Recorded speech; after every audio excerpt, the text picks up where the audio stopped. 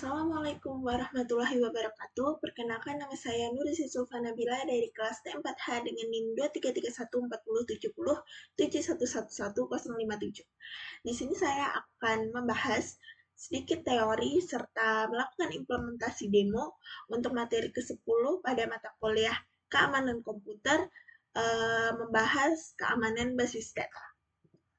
Nah, yang pertama kita akan membahas teori keamanan basis data terlebih dahulu, di mana di keamanan basis data tentunya ada database.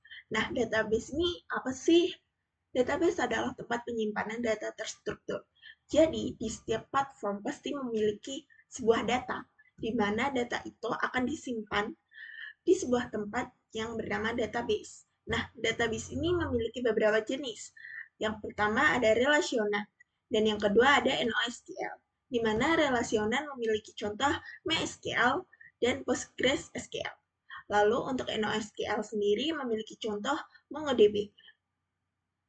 Lalu dalam database relasional, komunikasi dilakukan melalui SQL, struktur query language. Nah, lalu kita akan membahas SQL injection, di mana nanti saya akan melakukan implementasi atau mendemokan mengenai SQL injection ini. Nah, SQL injection ini merupakan teknik serangan di mana penyerang menyisipkan perintah SQL berbahaya melalui input form aplikasi sehingga dapat memanipulasi perintah SQL yang dikirimkan ke database. Jadi, SQL injection ini ketika seseorang yang tidak memiliki hak akses itu bisa mengakses platform tersebut tanpa melakukan pengisian form yang biasanya itu berisikan username maupun password yang sebenarnya. Nah, tujuan dari SQL injection ini untuk mendapatkan akses yang tidak sah tentunya.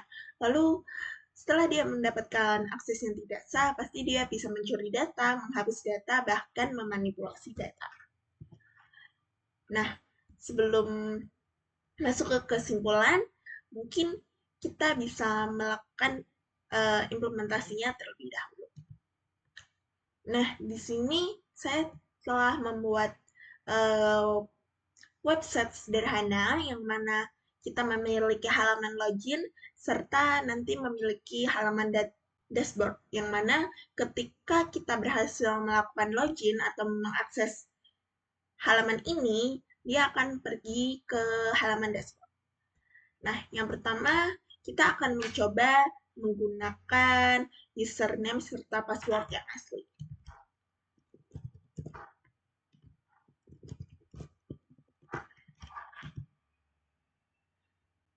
Oke, di sini kita sudah berhasil masuk ke dashboard, yang mana berarti orang-orang yang memiliki hak akses, tentunya yang sudah memiliki username maupun password yang benar, dia bisa mengaksesnya.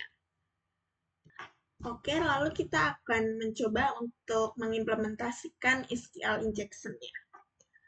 Kita mencoba untuk memasukkan ini. Nah, sebelumnya kenapa sih kita memakai username ketik OR1 sama dengan 1 strip-strip kutip?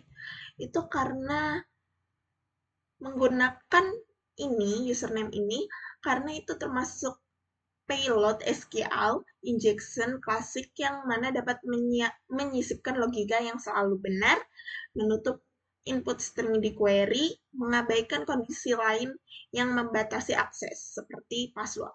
Nah, dia kan mengabaikan kondisi lain yang membatasi akses, contohnya kan password. Jadi kita di sini nggak pakai password untuk melakukan SQL injection gitu. Jadi kalau misalnya ini bisa, berarti kita berhasil untuk melakukan SQL injection. Nah, padahal kita nggak ada tuh namanya username yang seperti tadi, bahkan kita tidak memasukkan password. Nah, di sini untuk database-nya, kita akan melihat ada apa saja yang bisa, yang masuk ke database. Itu tadi ada admin, di mana kita tadi udah mencoba dan bisa, terus ada user.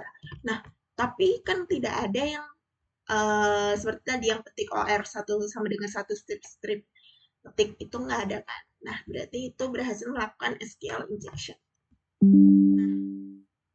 Lalu, bagaimana cara kita untuk memitigasinya? Di sini kita memiliki out PHP, di mana ini untuk mengontrol semuanya. Controller dari website ini gitu. Nah, yang bagian sini kita coba ganti true. Terus jangan lupa kita save dulu. Terus kita reload. Terus kita coba masuk dengan yang sama tadi. Nah, di sini langsung muncul login gagal. Berarti kita berhasil memitigasi SQL injection. Jadi dengan ini, website ataupun platform lain bisa selalu aman karena tidak terjadinya SQL injection. Nah, kenapa di sini false dan true harus diganti? Karena untuk false itu sendiri adalah versi rentan di mana SQL injection bisa berhasil dilakukan. Contohnya seperti tadi, dia bisa melakukan login. Lalu, true ini untuk versi yang aman agar tidak bisa ditembus oleh orang-orang yang tidak memiliki hak akses yang sah, dan true ini termasuk cara mitigasinya. Tetapi di dunia nyata pastinya hanya perintah true saja yang dipakai karena kita tidak pernah untuk menggunakan cara raw query seperti versi rentan karena itu akan membahayakan sistem itu sendiri. Nah, lalu kita akan masuk ke kesimpulan. Jadi, SQL injection adalah salah satu serangan paling umum dan berbahaya terhadap sistem basis data. Namun, dengan teknik mitigasi yang tepat seperti prepare statement dan validasi input, kita bisa mencegah serangan itu sejak awal. Nah, mungkin cukup sekian. Bila ada kesalahan, mohon maaf. Wassalamualaikum warahmatullahi wabarakatuh. Terima kasih.